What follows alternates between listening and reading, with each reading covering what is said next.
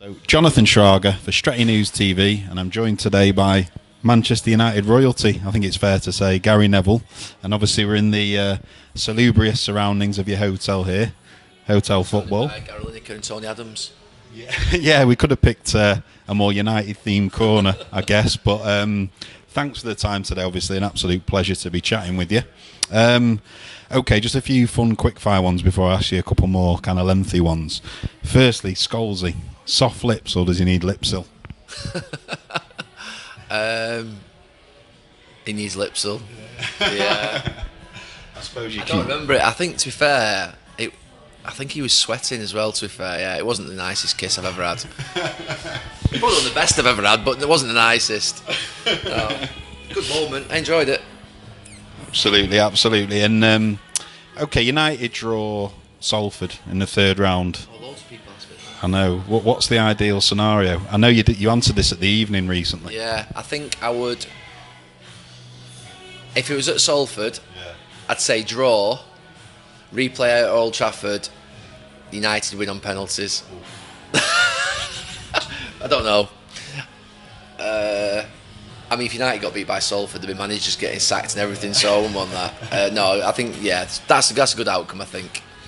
Could Salford ever get to a place in your heart, it's just to follow on here, where you would want them to win that game, if that makes sense? Could they ever hold that place in your heart? Yeah, I want them to win every game. Me and Scholesy travelled to Harrogate on Tuesday night, and we scored with about 7 or 8 minutes to go, 10 minutes to go, and we were jumping up. We were we were up for it. We watch a lot of Salford's games, and we no doubt we are fans. We want desperate for them to win. But still, that feeling, when you do a United game, even on commentary, and a big United goal goes in, I'm still finding myself those, goosebumps. I'm not celebrating, obviously, on commentary. I can't. But I was at the game a couple of weeks ago, Leicester at home, and really enjoyed it. So, no, I think hopefully they don't come into competition with each other too soon, and I don't have to have that problem, but I'm desperate for both of them to win. I'm a lot happier this season around United than I've been the last few seasons, I'll be honest with you. Absolutely. We know that you lived with Giggsy, didn't you, for a while at Deansgate number 1, was it? Yeah, sorry, not lived with him. The same block. Oh, the same block, not right. The same apartment. Yeah, no, same block. He lived on one side of the block and I lived on the other. Was it a sort of situation whereby you'd share a lot of evening meals purely by virtue of... So I used to drive him to meet up for all the matches, and then after every match we'd go and have 2 beers, just two bottles in Deansgate Locks. Okay. I actually enjoyed that period of my career, probably the most that of any period. I was trying to think what year it was actually. I was 26, 27 to 30, living in Manchester. Found out that I could relax a little bit. Obviously I was comfortably into my career at that point. I've been playing for United for probably 8-9 years. I had a level of comfort, not comfort, but like confidence that in my game, maturity, experience, felt really strong and fit. And we used to go out. I used to go out and have a meal on a Thursday night. Well, if you said to me at 21, 22, go out for a meal on a Thursday night, you've no chance. You wouldn't have got me going out for a meal on a Tuesday night. I would have stayed in every night. Yeah. But then getting to sort of the age of 26, 27, I recognised that you could relax a little bit, and I could go and have a bowl of pasta in a restaurant, and maybe even a glass of wine on a Thursday night. It wasn't going to have any impact at all. Yeah. In fact, it had a positive impact. It made me relax and just feel a bit more chill before matches. And so that actually period of my career was really good. And he was obviously living in the same block. We used to travel to all the games together, go out for a drink after matches, but only a couple. Let's say Laurent Blanc Laurent Blanc, I mean, it's true this.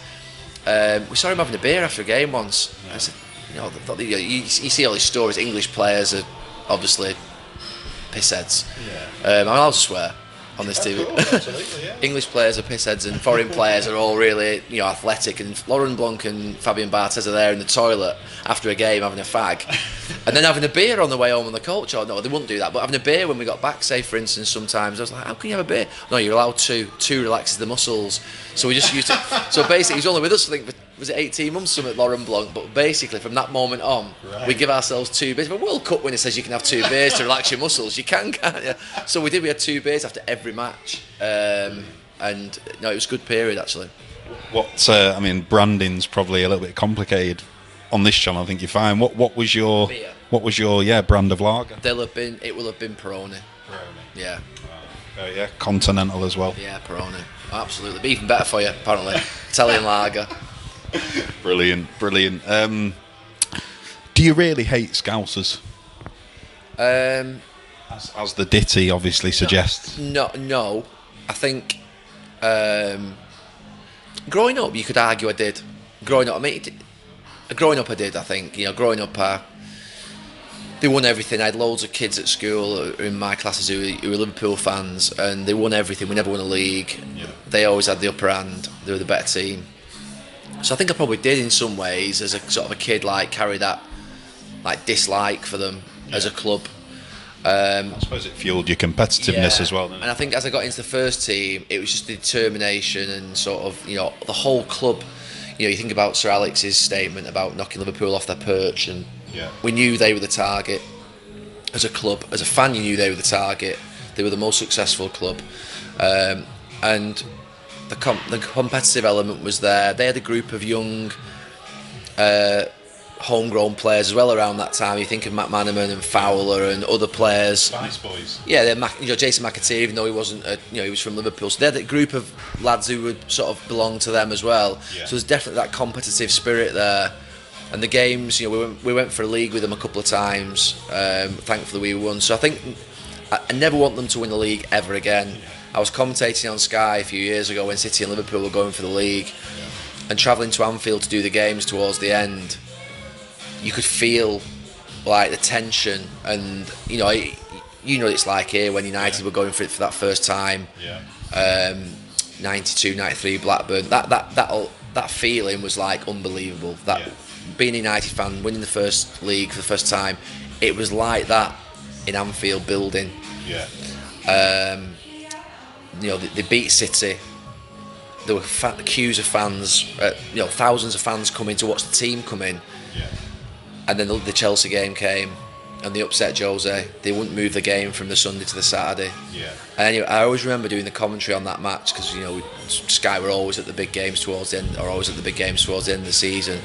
And Jose came out, beard, overgrown, looking like he'd not slept, tracksuit on, looking completely un-Jose-like, and he came out for the warm-up, and he brought his defence over and his goalkeeper. And I remember the producer, who I knew really well, I remember there's a button that goes down to him for sound, and I remember saying to him, Jose's at it.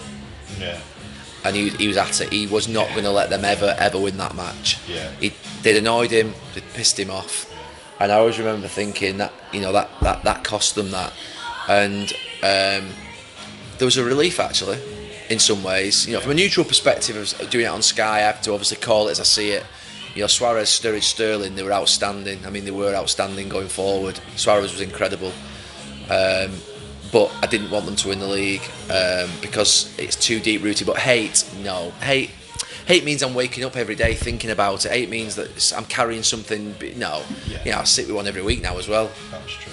And I was going to say, in this role that you're in now, obviously you have in many ways endeared yourself to Scousers, to Liverpudlians. When I've been to Anfield and to Goodison Park in the last 5-6 years, to be honest with you, I've not had one moment's bother, and they've all been quite friendly, a bit of banter as you'd expect. You've got to remember 2 weeks ago, 10 days ago, I was there at the Liverpool-Arsenal game. To get up to the commentary position in the new stand now, I've got to walk through the fans thing. They put a security guard with me, but not one of them said a word on the way through. It's gone a little bit from their side a little bit now. And look, if Liverpool play well, and they're playing well under Klopp, they play well.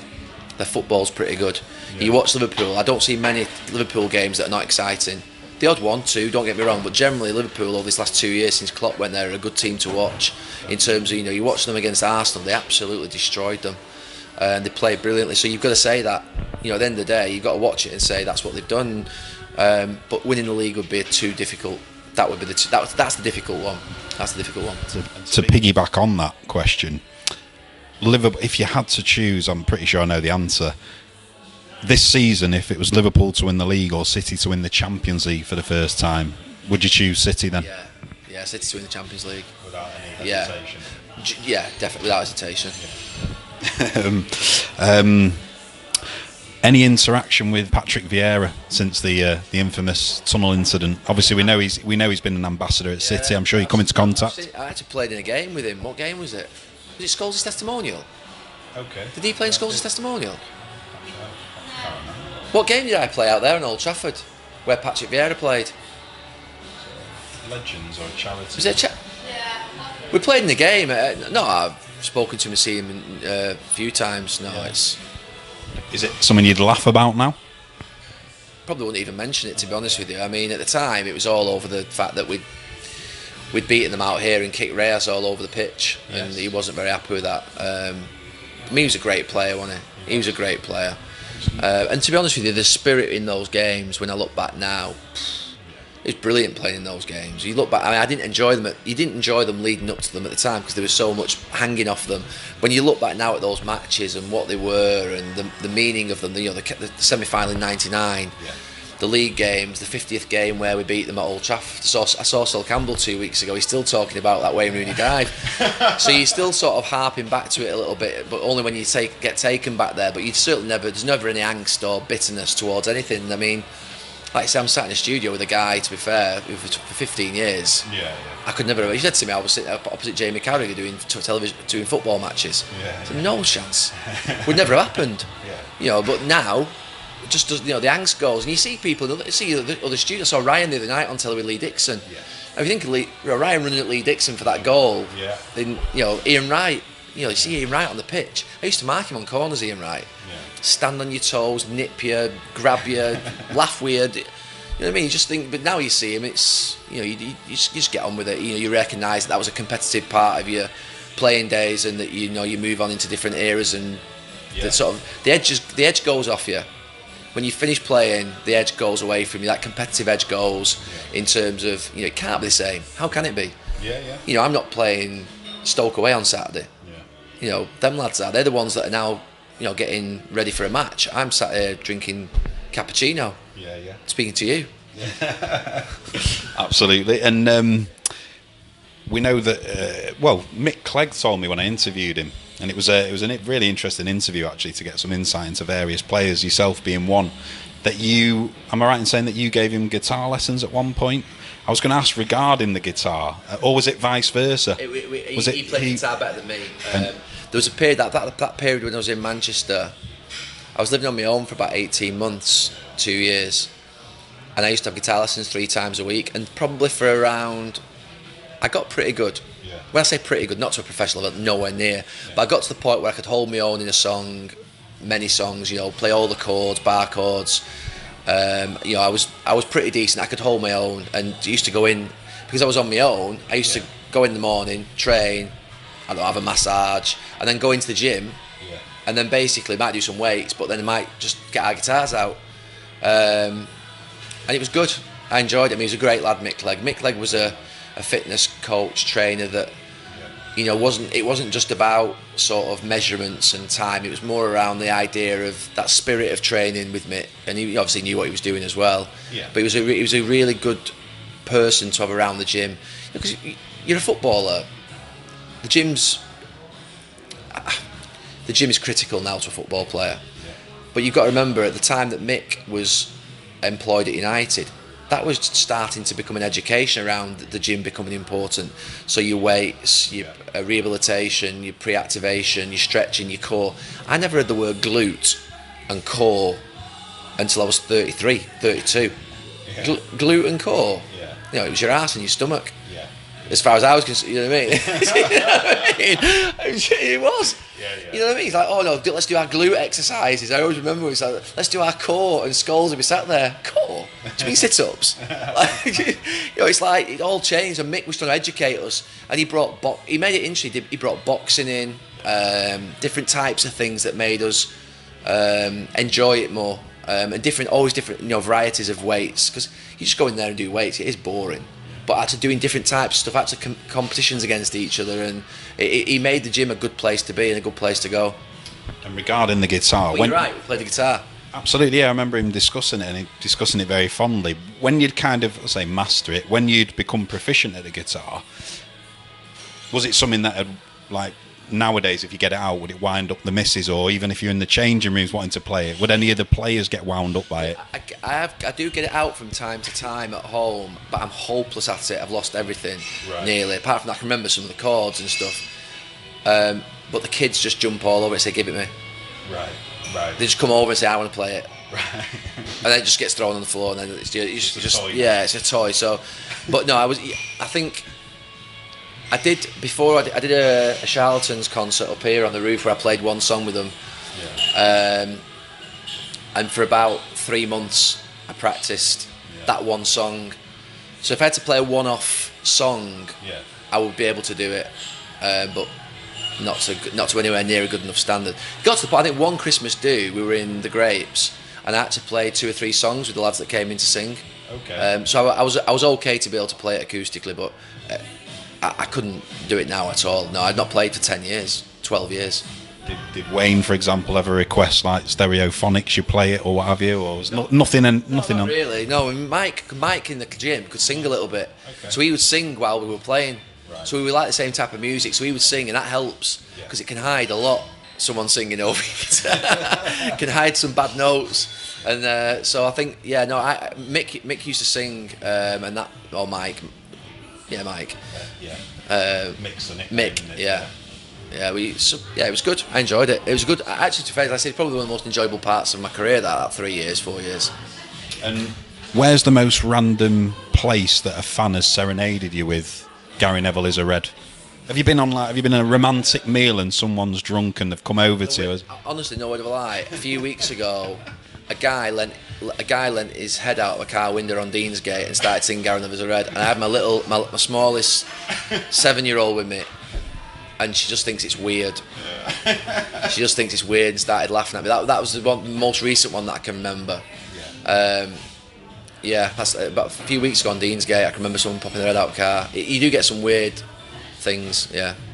And just regarding as well, Giggsy mentioned it there, because obviously when you live in the vicinity of someone, you do pop in and out of it. Did he have any strange living habits, or did he? We never went round to each other's apartments. The only time might be if.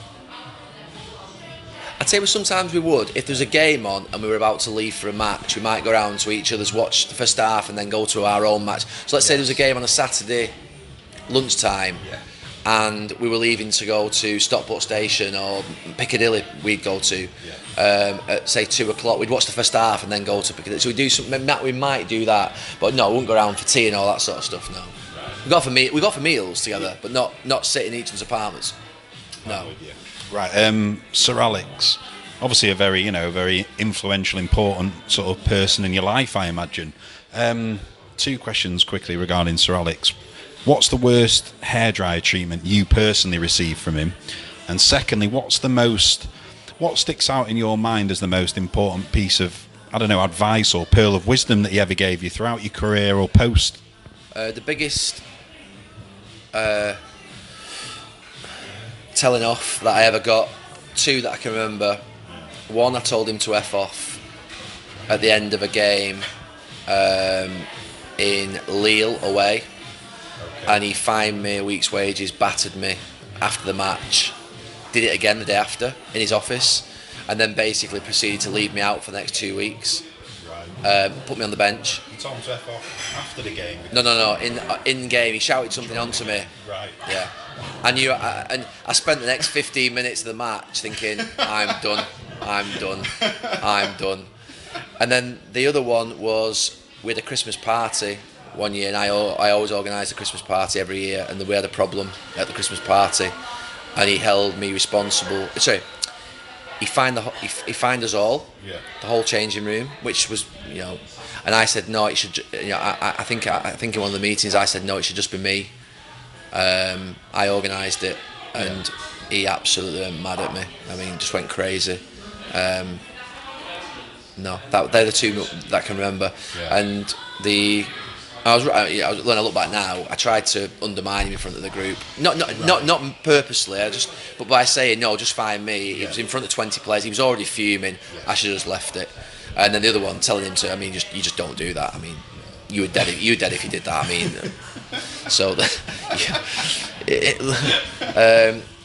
and then the best advice, it was just around work ethic. Right.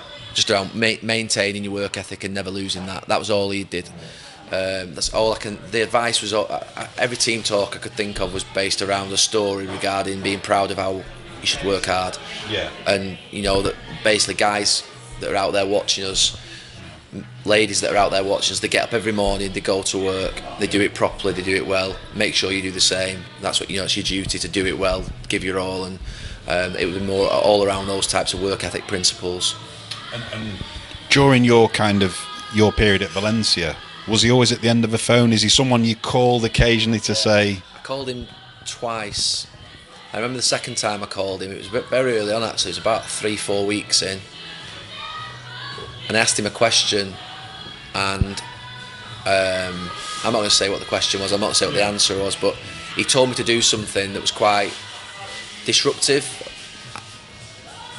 clinical, ruthless, and I should have done it. Yeah. I tried to do it, but ultimately didn't follow it through really. Yeah. But looking back now, I should have done it. He was right. It was difficult for him because he was obviously talking. He was listening to my side of the story, and it was something. It was over a player. And I should have followed through and done it and made a big call. But it would have been a massive call at the time, 3-4 weeks in. Yeah. But he said, "Do it. If you've got instincts there, you should follow through and do it." And I didn't do. And looking back now, he was definitely right.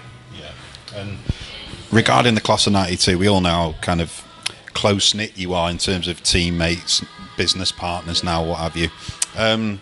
Was there anyone during your career at Old Trafford, because everyone kind of just naturally associates you with that sort of cluster of players, don't they? Yeah. Was there any other players you fostered a particularly close relationship with that maybe other United fans maybe not aware of? When you say close, not to the point where I went round to the houses or whatever or anything like that, but I would like to think they might tell you differently. I'd like to think that everybody that I played with, that I got on okay with, that I never carried grudges. I always spoke to people. I'd have obviously arguments with certain individuals over a period of 15 years, and I always made sure that ultimately it never carried on. Always, the most important thing for me was always the fact that it was a great team spirit right the way through the club. From the young kids, we always looked after the young kids. We always. I just think generally the club was. Families are an overused word sometimes, but it was generally everyone looked after one another. Everyone. Fans sensed it as well, didn't they? Fans sensed it as well. Everyone knew. Everyone wanted the same thing. United to win, desperate to win. Everyone works hard. Everyone wants to win. No one accepts bad standards, and I generally think that ultimately all of the players that were there, I got on with pretty well. Obviously there's some a lot more close to than others. Some I spoke to a lot more than others, but I generally think that there won't be one of them said I hated Gary Neville. I didn't hate any of them either. Yeah. I can't think of it. I can't think of any one of those players during my playing career at United would say I hated Gary Neville. Yeah. They might not want to spend time with me, but hated him. I don't think they would say that. It wouldn't be a true reflection, I don't think. And regarding who most perceived to be your sort of closest mate that you fostered during your time at United, David Beckham, obviously, in that relationship you fostered on the right as well. Do you remember the feeling that you experienced when you found out he was going to go? Because obviously you probably thought you and David would always have that partnership there on the right hand side. Yeah, I knew it was coming to an end a little bit for the previous 12 months. There was obviously I was aware of what was going on behind the scenes. I knew that there was sort of like, you remember the Leeds thing where he was stuck in the stand. Yeah. So there were some public things that had happened that were sort of pushing it a little bit. I was disappointed when he left, but I was disappointed when Nicky Butt left. I was disappointed when my brother left. Yeah. I was disappointed when Roy Keane left. I was disappointed when Dennis Irwin left. They were massive parts of our lives and our careers at United. It wasn't just the lads around me like David and Phil and Nicky and such like. It was always when a player of real magnitude left, you were feeling, there's a void. There's a big miss. You obviously can move on. You just move on, just as when I left or when other players, you just move on. The club's big, but I think when David left, I was, I think to be honest with you at the time, sad. Probably not the right word. Probably relieved a little bit for him, for the club, because it could never end badly, that relationship. David had done so much for the club had done so much for David. David loves the club. Yeah. And the club, to be fair, loves David. You know, that to me, it could never end badly. So the idea that he went to Real Madrid, and he always had this hope of playing abroad, I think, and playing in European football. And looking at what he's done in his career now, playing at Real Madrid, you know, Paris Saint-Germain, AC Milan, Manchester United, LA Galaxy, it's a great career. And so you can't look at it and think that he's wrong. He's richer for those experiences, to be honest with you, in terms of just his life experiences he's had. He's incredible. And his time had probably come at United where it was right to leave. So there was a bit of me that was relieved a little bit that tension, that little bit of underlying thing that was there, that had gone a little bit. And like I say, he was a brilliant player.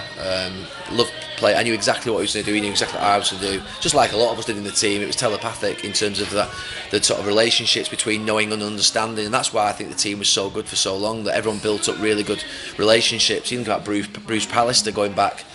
You know, that pair was fantastic, and then, you know, different partnerships developed in midfield.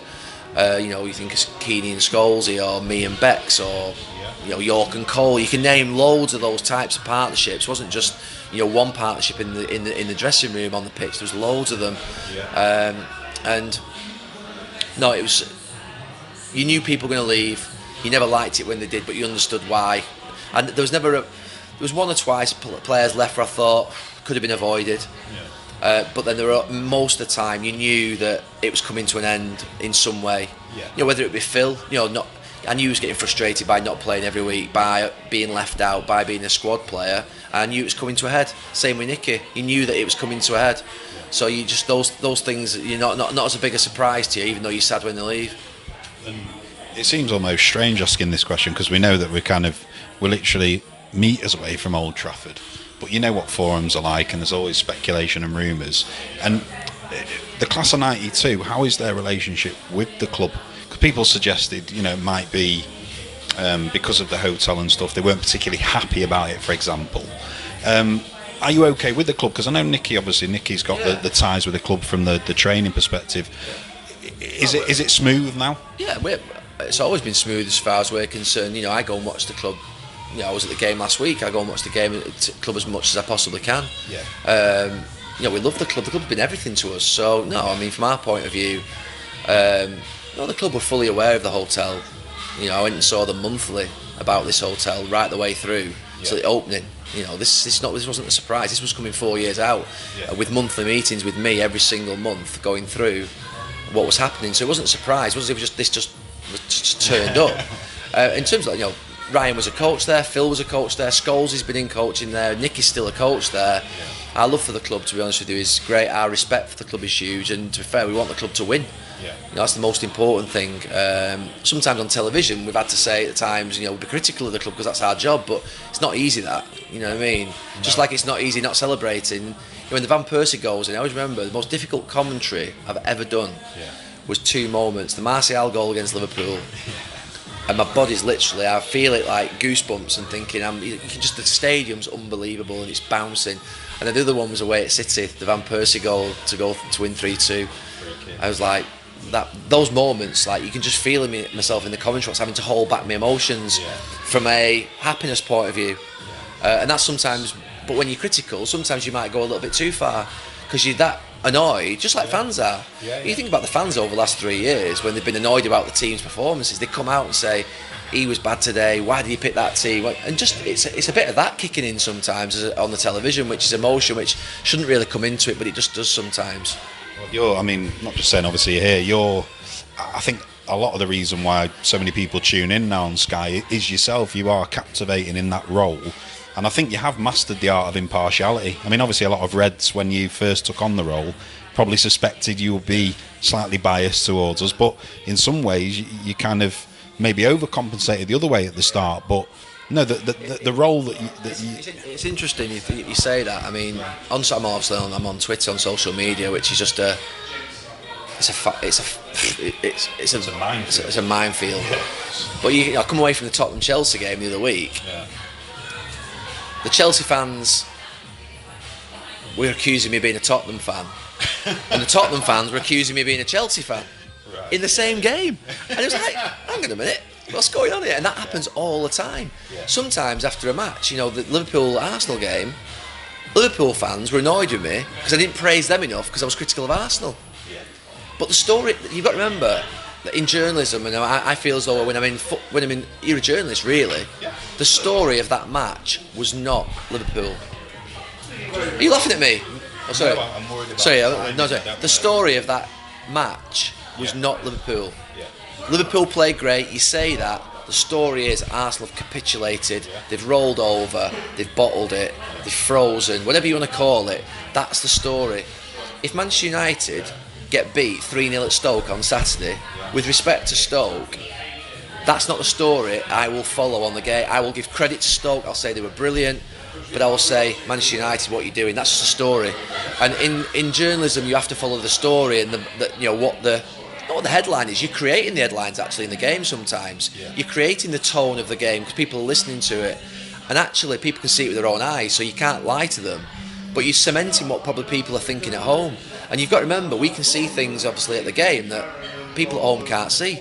So I can see that a player's not running back. So when the fourth Liverpool goal or third, when they counter-attacked, and I could see two Arsenal players, I'm watching the Arsenal players jogging, and people at home can't see that.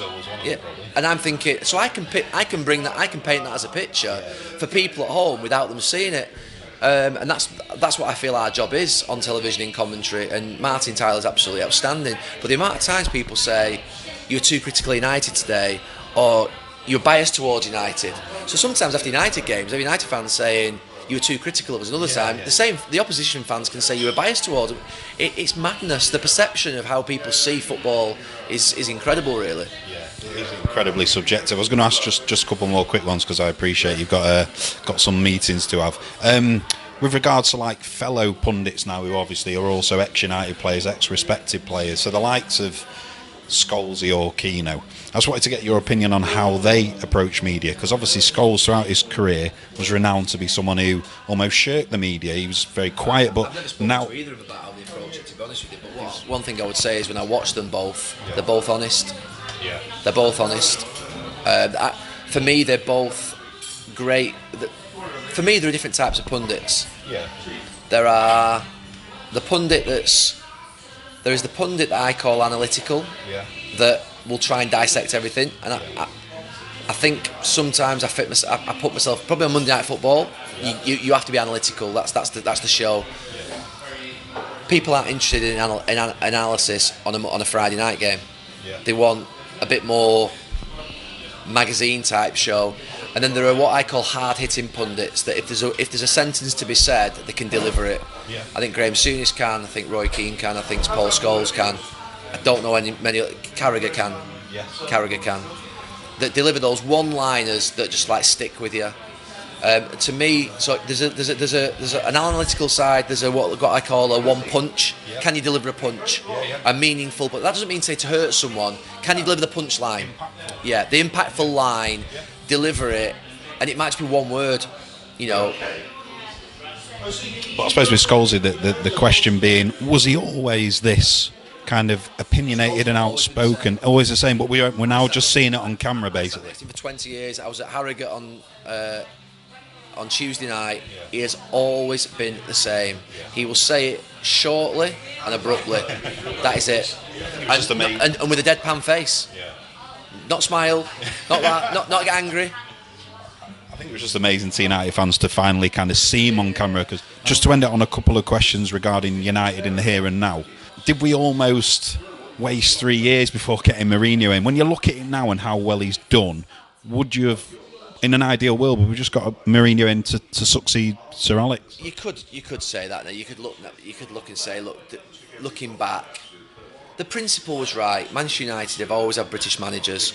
They've always followed a path, and they stuck to it. So can you say that's wrong? No, you can't, because at the time, I was proud of the fact Manchester United had always appointed British managers. They have a great youth policy, that they play entertaining football. Why should we try and breach those values? So no, I don't think it's wrong to stick with it, to go with it. Louis van Gaal, definitely a departure. In terms of values, his different style of football.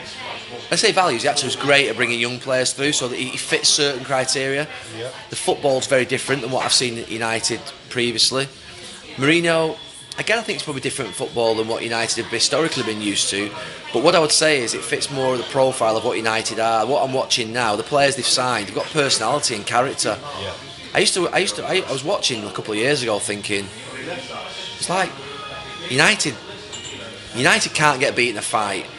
I always think United, I think over the years there are teams that have been better at United at football. Yeah. Barcelona, Arsenal under Arsene Wenger for many years were a better football side. But United don't get beat in a fight. We don't get beat in a fight. That was out. You always make sure you play good football, aggressive penetration, but you don't get beat in a fight. And I always thought we were weak for a couple of years. Now I look at us going out onto the pitch, and I think you won't want to take them on. They're strong, they're fast, they're aggressive, they've got power. And it sounds very British that, but it's very United. United teams have always had power and strength. And that physical aspect to them. You look at going to Robson and Whiteside, the players that I love, Sparky, and then you go through Jaap Stam, Roy Keane, Paul Ince, Cantona, and also even Ronaldo was powerful. When you get to him, he's powerful and strong. Rooney, Tevez. So a certain type of player has always befit United. Of course, there's always been the talent, the wingers, and but there's always been that sort of spine of strength. Big centre halves who win the headers and are good in the air. Vidic, Stam, Bruce, going back through to the '60s, and Joe Jordan and these So you just think, there's a profile of a player I want to see in a shirt, and I want to see skill, I want to see entertainment, I want to see goals. We went away from some of our principles, and now I look at a team that's got Bailly, Jones. They're aggressive. They might not be the best centre halves I've ever seen, but they're aggressive. I look at the midfield, and it's got now Pogba in there who's strong, and Matic who's strong, and you can see they're not going to get bullied in a match. I can see now that we've got power on the wings in Martial, Rashford, Mata's the little clever one, and then you've got up front Lukaku. He's strong. He's got that sort. He holds the ball up and gets. Getting me excited now, Gary. Yeah, and I can see a profile of a player that more belongs to the club. Whereas I thought we play the ball forward. Actually saw against Leicester. We played the ball from full-back into striker. Incredible thing. It's an incredible thing that it can happen. And just things like that. I just think, right, I'm watching something that's more aligned to being what I expect, and we can get a lot better. By the way. We can get a lot better. I'd like to see one more flair player. I'd like to see one more flair player in the team. I'd like to see a winger who can beat a man and get everyone off the edge of the seats. Any inkling as to who it might be or who you would like? I would have. Having been in Spain for 4 months, I love Griezmann. I love Griezmann. I would have loved to see Griezmann come. He's quick. He's inventive. He can beat players. He can score goals. You'd love to see Cristiano and Neymar and Bale and people like that because they'd light up Old Trafford. So those are players that are obvious. Suarez, even though he played for Liverpool, is a United player. He is. It's arrogance to say that, but you'd love to see him in a United shirt, is what I'm saying. He's fantastic. He scores goals. He's aggressive. He chases every ball down. There's no excuse for a player to be talented and not work hard. There's no excuse.